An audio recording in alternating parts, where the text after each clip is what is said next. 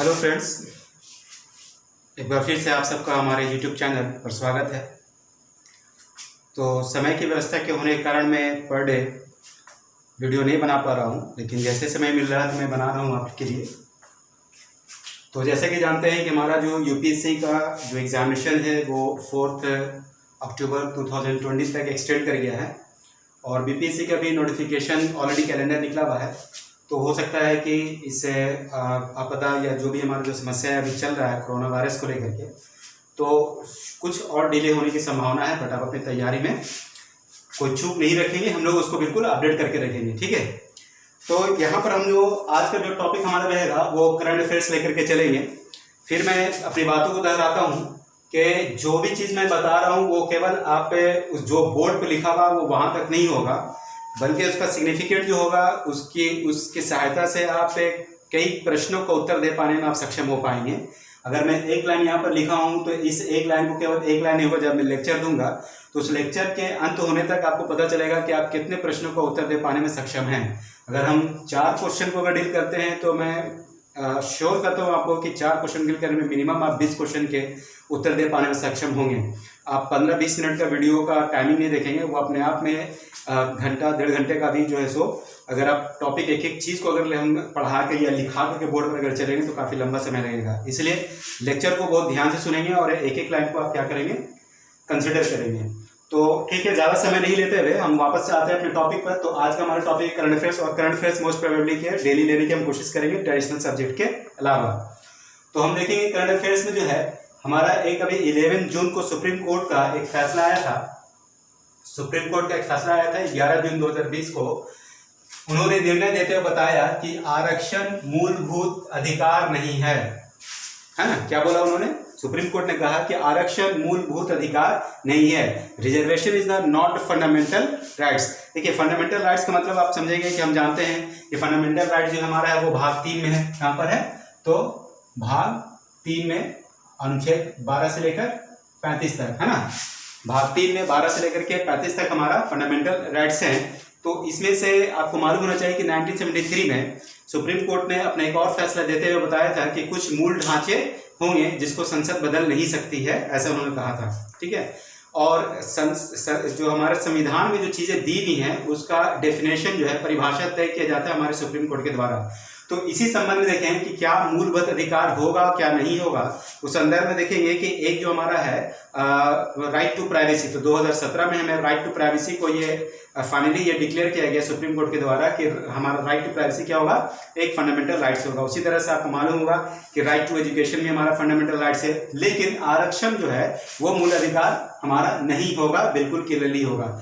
तो अब इसमें देखेंगे कि आखिर ये बात निकला कहाँ से, ये मूलभूत अधिकार होगा नहीं होगा, ये सब मुद्दा कहाँ से आया। तो ये जो मुद्दा आया है ये तमिलनाडु से आया है ना। यानी कि शुरुआत होती है नीट से। कहाँ से आती है? नीट से। नीट आप जानते हैं नेशनल एलिजिबिलिटी टेस्ट जो हमारा होता है मेडिकल के लिए, जो काउंसलिंग करती है सेंट्रल गवर्नमेंट। तो जो स्टेट होते हैं तो स्टेट का अपना अपना सीट होता है ना, हर स्टेट का अपना मेडिकल सीट होता है। उस मेडिकल सीट का 15% जो काउंसलिंग करती है वो हमारी सेंट्रल गवर्नमेंट करती है NEET यानी कि नीट के थ्रू।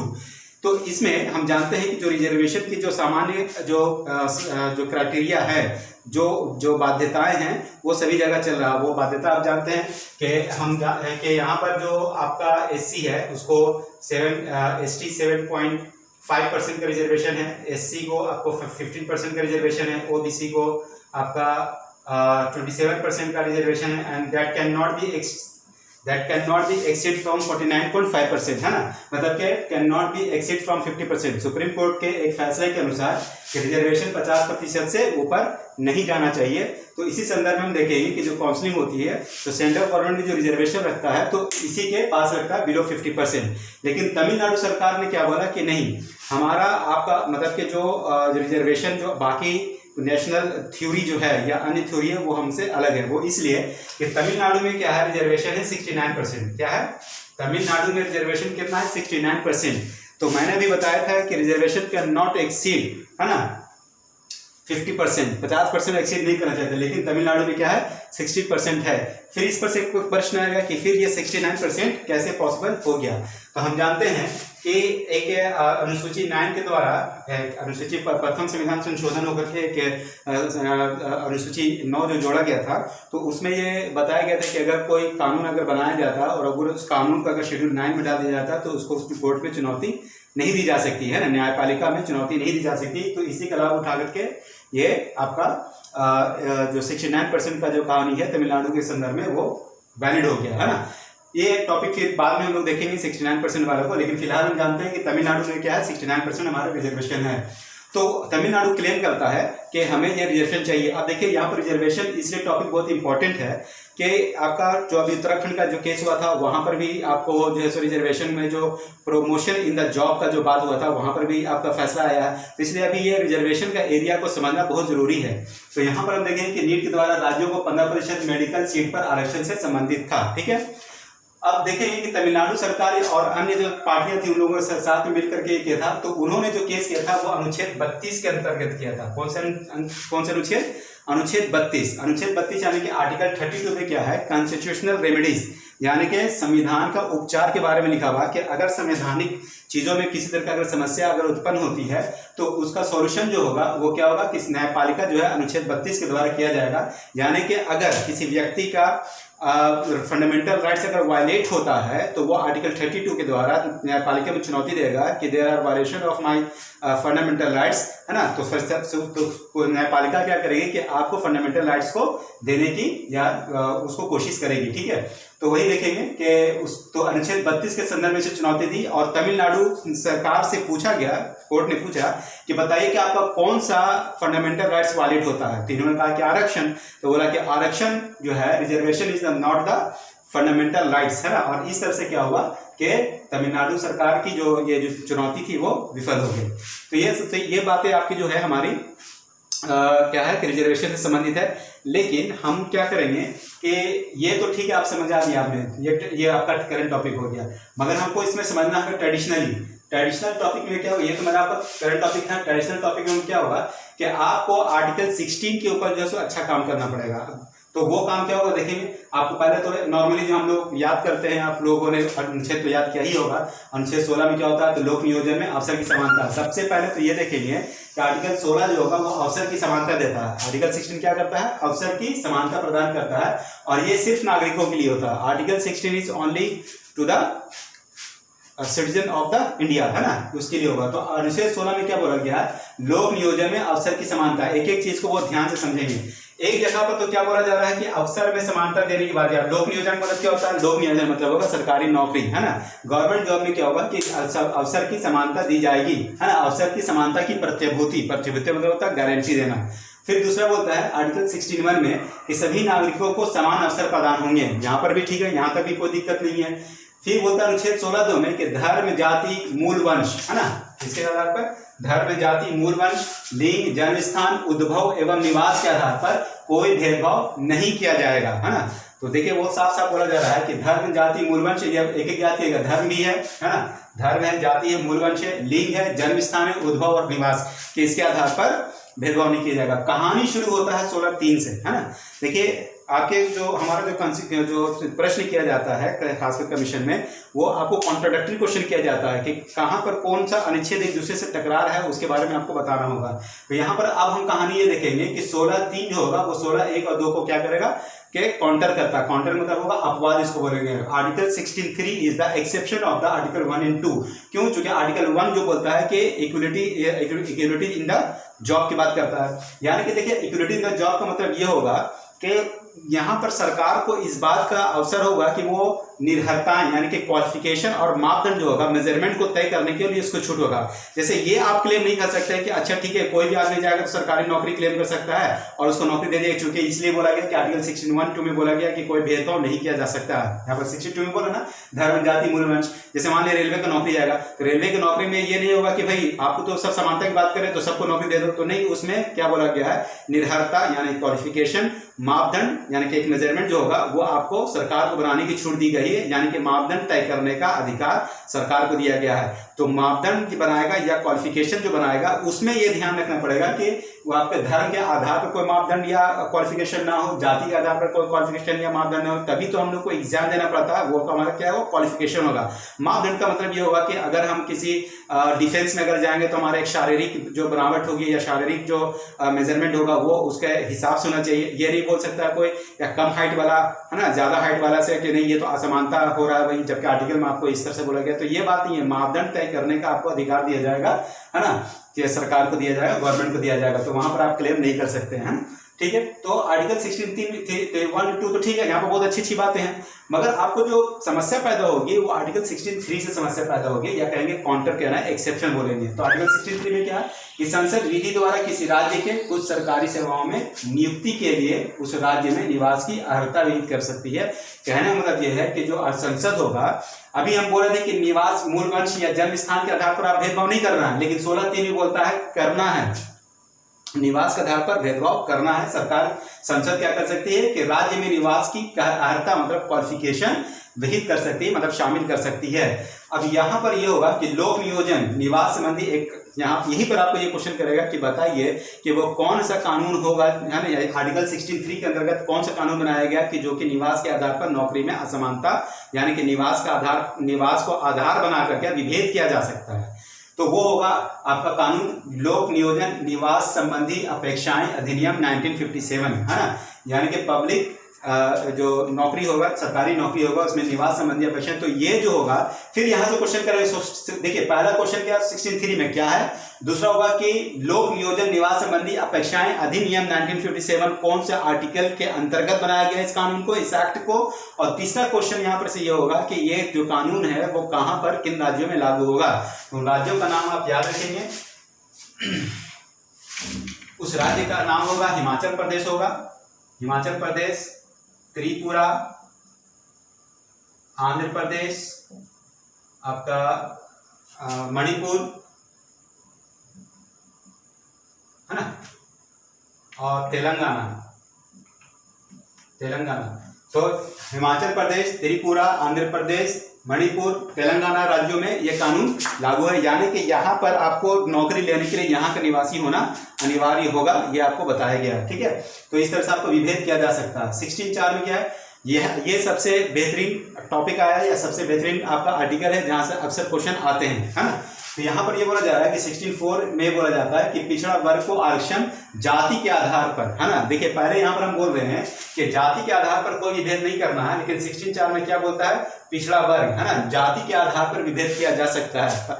मतलब ये होगा कि 16(4) is the opponent of the 16(1) and 2, यानी कि जो 16(4) is the exception of the article 16 and 16(2), है ना। यहाँ पर आप देखेंगे पिछड़ा वर्ग यानी कि ओबीसी, अदर बैकवर्ड कास्ट जो हम जानते हैं, ओबीसी को आरक्षण दिया जाएगा, है ना, रिजर्वेशन दिया जाएगा जाति के आधार पर विभेद, है ना। और ये क्या करता है, जाति के आधार पर विभेद करता है। तो सेंट्रल गवर्नमेंट क्या करती है, इसका प्रोसीजर समझ लेंगे। सेंट्रल गवर्नमेंट क्या करेगी, एक आयोग बनाएगी जो कि होगा पिछड़ा आयोग। फिर यहाँ से क्वेश्चन आएगा, पहला तो ये होगा कि 16(4) जो होगा वो आपको जो ऐसे सिंपल मतलब के सरकार जैसा चाहेगी वैसा आरक्षण सब नहीं देगी। पहले क्या करेगी, एक मापदंड तय करेगी और राज्यों को इस बात की छूट दी जाएगी कि राज्य ये निर्णय करेंगे कि उनके राज्य में सरकारी नौकरियों में किस जाति के लोगों का प्रतिनिधित्व नहीं है। There are less representation in the job of a state, है ना, it will be considered by a state and that state will be inform या that state will be make a law, है ना, या फिर उस जाति को क्या करेगी कि उससे इसमें जाति मतलब जो जाति रिप्रेजेंट नहीं करता है, यानी कि जिसकी जो जाति उस नौकरी में, उस राज्य की नौकरी में कम रिप्रेजेंट करता है, तो उस जाति को क्या किया जाएगा, आरक्षण वाली कैटेगरी में डाल सकता है। फॉर एग्जाम्पल इसमें ये समझेंगे कि मान लिया कि अगर एक्स नाम की कोई जाति है ना, एक्स नाम की कोई जाति है, वो आपका क्या है कि बिहार में उसको रिजर्वेशन है, लेकिन यही एक नाम की जो जाति है वो झारखंड में क्या होगा कि आपको उनको रिजर्वेशन नहीं दिया जा सकता है। फिर से समझेंगे, एक्स नाम की जाति को बिहार में रिजर्वेशन है, लेकिन उसी एक्स जाति को झारखंड में रिजर्वेशन नहीं है। क्यों नहीं है, चूंकि बिहार में एक्स नाम का जाति जो है वो क्या है कि कम ये है, क्या नाम है कि उसका नौकरी में हिस्सेदारी है, तो इसलिए यहाँ पर रिजर्वेशन दे करके हम इक्वल समानता लाने की कोशिश करेंगे ताकि बाकी समुदाय बाकी जातियों के बराबर वो आ जाए। लेकिन एक्स जाति जो है वो झारखंड में संतुष्ट मतलब कि जो मतलब कि उनकी जो संख्या जो रिप्रेजेंटेशन है वो संतुष्टिपूर्ण है ना, तो इसलिए उनको रिजर्वेशन वहां पर नहीं दिया जाएगा। तो इस तरह से हम क्या बताएंगे कि राज्य जो होंगे वो तय करेंगे कि उनको ये करना है। तो ये कैसे करेंगे? सेंट्रल गवर्नमेंट पहले क्या करती है, देखिए सेंट्रल गवर्नमेंट को अगर देना होगा जाति, अगर कैटेगराइज करना है कि किसको आरक्षण देना है नहीं देना है, तो उस जाति को ये करने के लिए, पहचानने के लिए वो क्या करेगी, एक आयोग बनाएगी। तो अब यहाँ पर से सवाल ये बनता है कि कौन पिछड़ा आयोग जो बनेगा वो कौन से अनुच्छेद से बनेगा? तो ये जो आयोग होगा वो कौन होगा? अनुच्छेद 340 के अंतर्गत आपका आयोग बनेगा। ये आयोग स्टडी करेगी और बताएगी कि कौन जाति जो है वो पिछड़ा है। अब पिछड़ा का मापदंड क्या होगा ये भी आपको समझना होगा कि पिछड़ा का मापदंड केवल जाति होगा। तो देखेंगे कि ये जो आपका इसका जो है मंडल आयोग, सबसे पहले तो आपको ये होगा कि पिछड़ा जाति को जो रिजर्वेशन दिया गया वो किस आयोग के कहने पर दिया गया, तो उसका नाम होगा मंडल आयोग। अब फिर यहाँ पर से बात यह आएगा कि जब मंडल आयोग आया तो फिर एक और सवाल दीजिए कि पिछड़े जाति पर या जाति आधारित आरक्षण होना चाहिए, इसके ऊपर 2 आयोगों का नाम बताइए। तो एक और नाम याद रखेंगे कि काका कालेलकर भी जो थे उन्होंने भी जो है पिछड़ा जो जाति के आधार पर रिजर्वेशन देने के ऊपर अपनी रिपोर्ट दी थी, या उनको इसके ऊपर कमेटी बनाई गई थी के कालेलकर के नाम से। और एक जो बनी थी वो आपकी है हमारे मंडल आयोग। तो फाइनली मंडल आयोग के बात को मानते हुए केंद्र सरकार ने क्या किया, 27% है ना, केंद्र सरकार ने संसद ने क्या किया कि 27% रिजर्वेशन उनको दे दिया, ठीक है।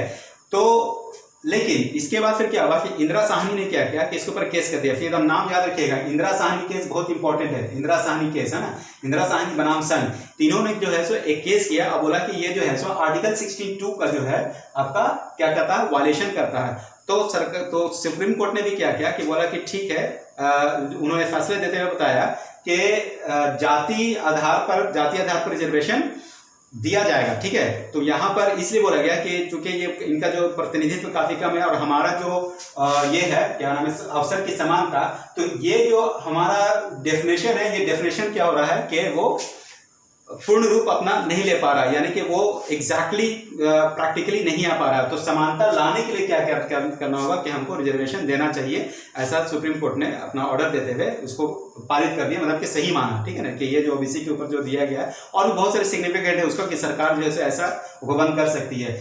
लेकिन उन्होंने ये कहा है कि नो रिजर्वेशन इन प्रमोशन, यानी कि सुप्रीम कोर्ट ने कहा है कि आपको नौकरी में तो आरक्षण मिल सकता है लेकिन आपको कहाँ नहीं मिलेगा, तो जॉब में आपको रिजर्वेशन, मतलब प्रमोशन में आपको नहीं मिलेगा। जॉब करेंगे ठीक है, आपको ले लिए जॉब, लेकिन आपको क्या नहीं मिलेगा, प्रमोशन के अगर बारे में बात करेंगे कि आपको प्रमोशन चाहिए तो वो आपको नहीं मिलेगा। प्रमोशन मतलब on the basis of the reservation आपको नहीं होगा। ये वाला जो बात है आपको याद रखना चाहिए कि उत्तराखंड वाला केस में अभी जो हाल फिलहाल में पिछले महीने आया था, तो उस संदर्भ में आपको ये बात को याद रखना है। तो इंदिरा साहनी केस याद रहेगा, है ना, रिजर्वेशन से संबंधित रहेगा। उसके बाद क्या क्या देखिए ध्यान से रखिएगा, नो रिजर्वेशन इन प्रमोशन बोला जाता है इंदिरा साहनी के केस में सुप्रीम कोर्ट के द्वारा। और ये भी याद रखिएगा कि ये जो फैसला दिया गया था कि मापदंड क्या होगा, तो सामाजिक होगा, और चूंकि जाति क्या है कि समाज का एक हिस्सा है ना, तो हमको सामाजिक न्याय देने की बात हमारे प्रियम्बल में की गई है, इसलिए जो है सो इस तरह से बात जो है सो ये सही माना गया सुप्रीम कोर्ट के द्वारा। तो जे कानिया सुप्रीम कोर्ट के जो हमारे जज थे, तो उन्होंने जो 9 जजों की बेंच ने इसके ऊपर फैसला देते हुए 6:3 का, कितने लोगों का, तो जजों की जो संख्या थी वो 6:3 का जो था वो जज के जो ये था फैसला था 6:3 के रेशियो पर उन्होंने फैसला देते हुए कहा कि सामाजिक आधार पर और जातीय और ये सामाजिक और आर्थिक आधार पर क्या हो सकता है कि रिजर्वेशन दिया जा सकता है ना। लेकिन फिर वहां पर भी कैटेगराइज किया गया कि जो क्रीमी लेयर के लोग होंगे उनको जो है, यानी कि जो फाइनेंशियल साउंड होंगे उस जाति के, है ना, ओबीसी के, तो उनको क्या होगा कि रिजर्वेशन नहीं मिलेगा। तो इतना सारा बात जो है तो हमारे न्यायाधीश जे कानिया के लीडरशिप में या उनके अध्यक्षता में जो उनको सुप्रीम कोर्ट के जो अध्यक्ष ने दिए थे फैसला देते हुए उन्होंने बताया था, ठीक है। तो ये क्या क्या याद रखेंगे, इंदिरा साहनी याद रखेंगे, और जे कानिया जो हमारे जो सुप्रीम कोर्ट के जज थे, तो उनके अध्यक्षता में जो बना था हमारा एक पैनल बना था, यानी कि जो पीठ बनी थी, बेंच बनी थी, उन्होंने 6:3 के हिसाब से उन्होंने ये दे दिया। अब आता है 16(4)(a). 16(4)(a) में क्या किया, देखिए यहाँ पर जो नो रिजर्वेशन इन प्रमोशन जो सुप्रीम कोर्ट ने ऑर्डर दिया उसको पलटने के लिए सरकार ने क्या किया कि 16(4)(a) को ऐड किया सुप्रीम कोर्ट के दिए गए फैसले को कि reservation will not allowed in promotion, उस चीज को पलटने के लिए क्या हुआ, 77वें संविधान संशोधन को 1995 में लाकर के ये बोला गया कि एससी और एसटी को क्या होगा, प्रमोशन इन जॉब होगा। फिर यहाँ पर बोल रहे हैं कि that is not fundamental rights, it will B विधिक, है ना, जिसको हम लोग बोलते हैं स्टैट्यूटरी राइट्स होगा, ये कोई फंडामेंटल राइट्स नहीं होगा। आप कंफ्यूज नहीं करेंगे कि यहाँ पर सर जो सुप्रीम कोर्ट बोलता है कि एससी और एसटी को प्रमोशन इन जॉब होगा, और यहाँ पर क्या होगा कि सुप्रीम कोर्ट ने 2011 में बोल दिया कि नहीं, ये आपका मूलभूत अधिकार नहीं। तो बात सही है, मूलभूत अधिकार नहीं होगा, ये सरकार के संसद के द्वारा दिया गया अधिकार होगा, है ना। तो इसलिए वैसे चीजों को हम जो है सो नेसेसरी, है ना, आप नहीं बोल करके आप क्लेम नहीं कर सकते, मांग नहीं सकते हैं, ठीक है। आप इसको ऐसे भी समझ सकते हैं कि ये चीजें जो होंगी, जो रिजर्वेशन एंड प्रमोशन जैसी चीजें जो हैं, वो क्या होगा कि नीति निर्देशक तत्व के अंतर्गत जो है वो राज्यों के ऊपर छोड़ा जाएगा कि जब राज्य चाहेंगे, है ना, और उनको अगर लगता है तब वो ऐसा प्रबंध कर सकते हैं, और अगर वो करने में असक्षम होंगे तो कोई वर्ग ये डिमांड नहीं कर सकता, उनके ऊपर कोई राज्य को बॉन्डेड नहीं कर सकता, मजबूर नहीं कर सकता कि you have to give me the reservation in promotion, ठीक है। चलिए आगे चलते हैं। उसके बाद 14(4)(b) है ना, 14(4)(b) एक और 81वें संविधान संशोधन जोड़ा गया। याद रखेंगे 81वें 77वें संविधान संशोधन में क्या है कि reservation in promotion in job, ठीक है। दूसरा क्या है कि 81वें संविधान संशोधन करके कैरी फॉरवर्ड रूल, है ना, रूल बनाया गया, यानी कि अग्रेसन, हिंदी में क्या बोलते हैं इसको, अग्रेसन का नियम बनाया गया, अग्रेसन का नियम। तो अग्रेसन का नियम क्या होता है, देखिए होगा क्या कि आप जब एग्जाम देंगे तो वहां पर जो वर्ड्स होंगे, तो वर्ड्स को जो है सो आपको क्या होगा कि आपको दिक्कत करेगा। इसको हम लोग बोलते हैं, इसको एक वर्ड हम लोग इस्तेमाल करते हैं, उसको हम बोलते हैं, जैसे आपको क्या करेगा कि जो एग्जामिनर होगा कि आपको ऐसे वर्ड होगा, आपको पढ़ा तो होगा मगर वो क्या होगा कि आप उस वर्ड को नहीं समझेंगे, तो क्या होगा कि आप उसको सॉल्व नहीं कर पाएंगे, इसलिए शब्दों को थोड़ा सा समझने की कोशिश करेंगे।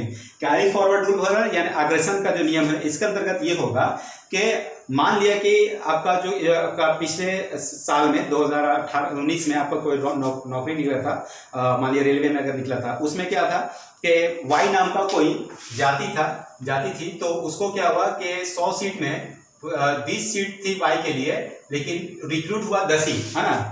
वाई जान नाम की जाति थी जिसमें 100 सीट निकला था रिजर्वेशन आपका हमारे रेलवे में, जिसमें से क्या था 20 सीट रिजर्व था, लेकिन जो रिक्रूटमेंट हुआ तो उसमें से जो है 80 जो जनरल कैटेगरी थे तो उन्होंने तो नौकरी ले लिया, लेकिन 20 में से जो है 10 ही ले पाए थे वाई कैटेगरी के जाति ने, तो 10 बच गया। तो जब 2020 में जब कोई रेलवे के फिर से वैकेंसी आएगी तो उसमें पीछे वाला जो बच गया था फिर वो उसमें 10 जुड़ जाएगा। इसमें खास बात आपको ये याद रखना होगा कि जो सुप्रीम कोर्ट का जो फैसला है, इंदिरा साहनी वाले केस में ही ये फैसला दिया गया था कि 50% से ज्यादा एक्सीड नहीं करना चाहिए, लेकिन यहां पर ये होगा कैरी फॉरवर्ड में कि अगर 50% से ज्यादा अगर एक्सीड कर जाता है, 50% तो नॉर्मल है ही है रिजर्वेशन, और अगर 10% अगर 60% अगर हो गया पिछला साल वाला मिलाकर तो 60% रिजर्वेशन हो गया, तो ये बोला जाएगा कि ये नियम का उल्लंघन नहीं है, क्योंकि ये पिछला वाला जो 10% है वो है, ये करंट वाला में नहीं है ना। यानी कि कैरी फॉरवर्ड, पिछले जो साल का जो बच गया था 10% वो हमने इस साल में जोड़ दिया है ना, तो इसी को बोलते हैं हम लोग कैरी फॉरवर्ड रूल। अगर आपको नहीं समझ में आएगा तो आप कमेंट्स बॉक्स में हमें बता देंगे, तो मैं उसको फिर से एक बार आपको कमेंट्स में मैं बता दूंगा, उसको सॉल्व कर दूंगा। अनुच्छेद 16 5 में आएंगे तो बोलता है धर्म के आधार पर विभेद। देखिए अभी यहाँ पर फिर क्या हुआ था, मैंने यहाँ पर बताया था धर्म के आधार पर 62 के अंतर्गत बोला जाता है कि इस धर्म के आधार पर कोई विभेद नहीं किया जाएगा, लेकिन यहाँ पर अनुच्छेद 16(5) में क्या बोला गया है कि हाँ धर्म के आधार पर विभेद किया जा सकता है। मतलब ये हुआ कि अगर कोई राज्य जो है वहां पर किसी तरह का सांप्रदायिक या धार्मिक संस्थाएं अगर खुली जाती हैं या कोई अगर कमेटी वगैरह बनाई जाती है, तो उसमें जो रिक्रूटमेंट होगा तो वो किसी खास धर्म, विशेष धर्म से जो लोग होंगे उनको उसमें भर्ती किया जा सकता है, अध्यक्ष वगैरह बनाया जा सकता है, या जो भी है उसमें इस तरह से काम किया जा सकता है। इसको संविधान का उल्लंघन या जो नियम का उल्लंघन नहीं माना जाएगा। एग्जाम्पल अगर आप देखेंगे कि राम मंदिर ट्रस्ट जो बना था तो उसमें क्या होगा, राम मंदिर ट्रस्ट में केवल कौन होंगे, आपके हमारे जो विशेष धर्म के लोग होंगे उन्हीं को उसमें जो अध्यक्ष, सदस्य और जो भी बनाना होगा वो बनाए जाएंगे, ठीक है। किसी दूसरे धर्म के लोगों को उसमें शामिल नहीं किया जाएगा, because there was not concern to the others, है ना। तो इस तरह से चीज़ें आपके होंगी। ठीक है, तो देखिए टॉपिक जो था मेरा, मैं आपको इसके बारे में फिर से बता देता हूँ अंतिम बार में। करंट अफेयर्स में जो करंट का टॉपिक होता है ना, वो करंट का सिर्फ आपको वही सामने सामने नहीं देखना, बल्कि आपको दाएं बाएं देखना है। फैसला आया है किसके ऊपर? रिजर्वेशन पर आया। तो रिजर्वेशन, ये जो अगर आपको क्वेश्चन अगर आता 16(4) और 16(4)A, तो ये मत समझिएगा कि ये ट्रेडिशनल है। असल में ये करंट ही आपको समझिए एक तरह से ये चीज़ है। क्यों? क्योंकि जो चीज़ें अभी हाल फिलहाल में जो चल रही हैं, जो देश दुनिया में जो चीज़ें हो रही हैं, जो कोर्ट के फैसले आ रहे हैं, उस फैसले को हमको करंट और ट्रेडिशनल दोनों को जोड़ करके हमको पढ़ना जरूरी है। ठीक है, तो ठीक है, इसी के साथ आज का सफर समाप्त किया जाता है और बाकी कल फिर हम लोग मिलेंगे एक नए टॉपिक के साथ। तब तक के लिए धन्यवाद।